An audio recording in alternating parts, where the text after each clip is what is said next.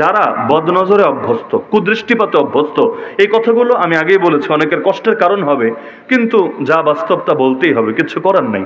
কেউ যদি কুদৃষ্টিপাতে অভ্যস্ত হয়, নিজের স্ত্রীর প্রতি তার অন্তরকে পরিপূর্ণ আকৃষ্ট কিছুতেই রাখতে পারবে না।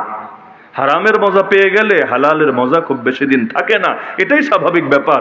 ওই মানুষ যখন গরিব থাকে গরিবানা হালতে চলতে পারে।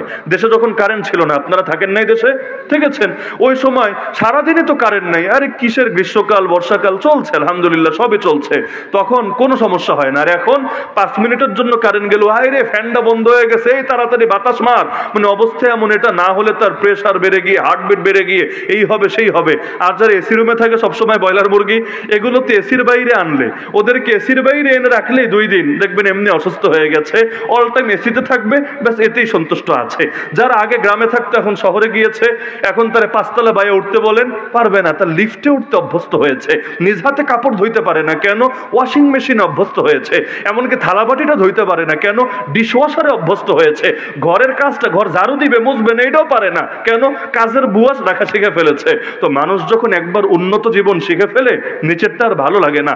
তো মেকআপ করা সুন্দরীদেরকে দেখা দেখা এদের সঙ্গে টাঙ্কি মারা যদি শিখে যায়, নিজের ঘরের বউ যে সারাদিন পরিশ্রম করে কষ্ট করে নিজের সামনে বিভিন্ন সময় কখনো ঘামছে, কখনো বিভিন্ন হালতে আসছে, তার প্রতি তার অন্তরে আকৃষ্ট থাকবে কিভাবে? এজন্য হালালের মজা ঠিক রাখতে চাইলে হারামের মজা ছাড়া লাগে।